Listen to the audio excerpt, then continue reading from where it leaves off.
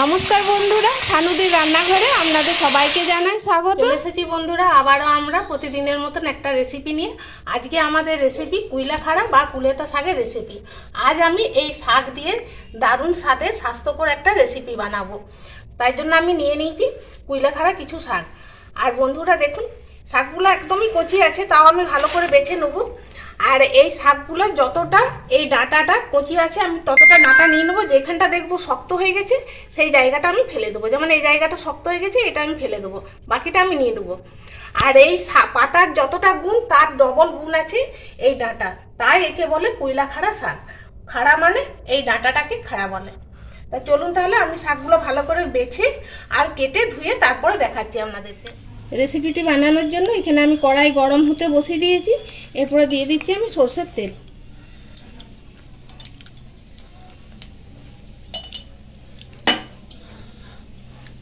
অল্প একটু বড়ি নিয়েছি, বড়িগুলো প্রথমে আমি ভেজে নিচ্ছি।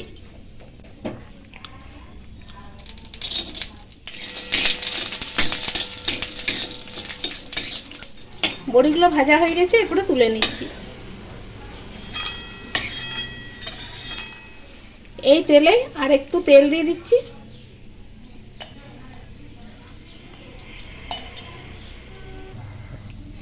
এখানে আমি নিয়েছি শুকনো লঙ্কা, একটা তেজপাতা আর একটু পাঁচফোড়ন।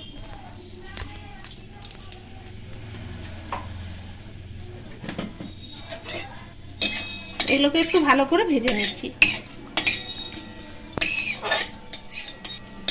এরপর আমি একটু আলু নিয়েছি, এরকম ছোটো ছোটো করে কেটে নিয়েছি। আলুগুলোকে আমি প্রথমে দিয়ে দিচ্ছি।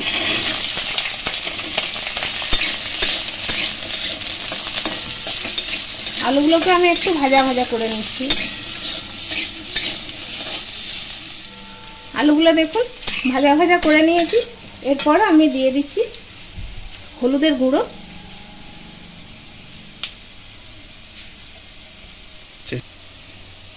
টমেটো, একটু দিচ্ছি শুকনো নারকেলের গুঁড়া।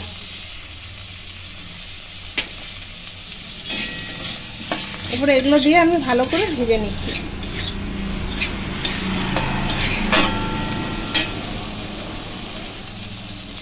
এখানে আমি মশলা দিচ্ছি। এই মশলাটাতে সর্ষে, পোস্ত, ধনে, জিরে আর কাঁচা লঙ্কা একসঙ্গে আমি বেটে নিয়েছি আর দিয়ে দিচ্ছি।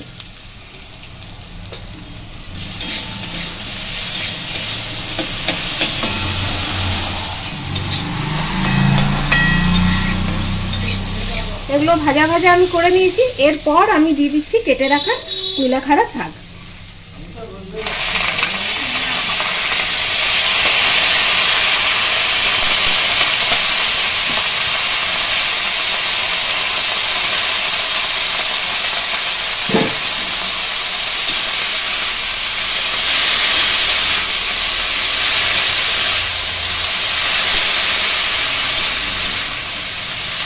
বন্ধুরা, আমাদের এই রাস্তার ধারেই রান্নাঘর, তো অনেক গাড়ি যাচ্ছে, সবসময়তে আওয়াজ পাচ্ছেন, তো প্লিজ বন্ধুরা একটু ম্যানেজ করে নেবেন।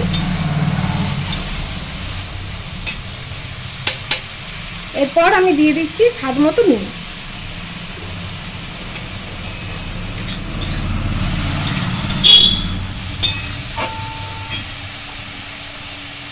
অল্প একটু জল দিচ্ছি।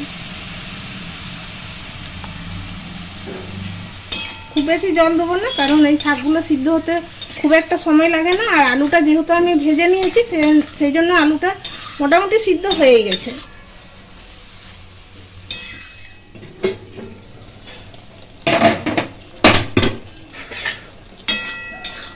শাকটা আরও একটু হবে। এখন আমি ঢাকাটা খুললাম, দেখলাম কেমন হয়েছে। আর এরকম অবস্থাতে আমি দিয়ে দিচ্ছি ভেজে রাখা বড়ি। বলে এই কুইলাখাড়া শাক খুবই উপকারী। ধরুন কারুকার শরীরে যদি হঠাৎ করে রক্ত কমে গেল বা খুব দুর্বল লাগলো, এই শাক যদি সিদ্ধ করে তার জলটা খাওয়া হয় বা এরকম রান্না করে খাওয়া হয়, তাহলে তো খুবই ভালো। আর তার থেকেও ভালো যদি কাঁচা অবস্থাতে শাকটা ছিঁচে তার রসটা প্রতিদিন 1 কাপ করে যদি খেতে পারা যায়, তাহলে তো খুবই ভালো। এমনকি ডাক্তাররাও বলেন যে এরকম শাক খেতে। আর একটু হোক, এরপরে ঢাকাটা আমি দিয়ে দিচ্ছি। বন্ধুরা, মনে হচ্ছে আমার তরকারিটা হয়ে গেছে। এরপরে আমি সব শেষে দিয়ে দেবো অল্প একটু চিনি দিয়ে দিচ্ছি।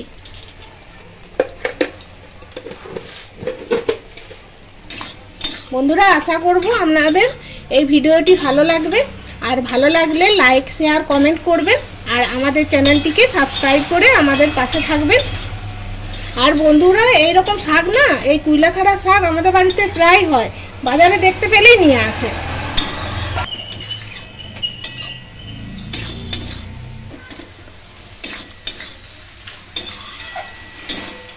এরপরে একটা প্লেটের মধ্যে আমি ঢেলে নিচ্ছি।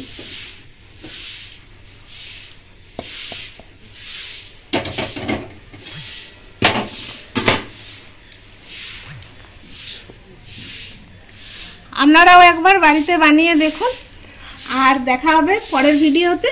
ধন্যবাদ।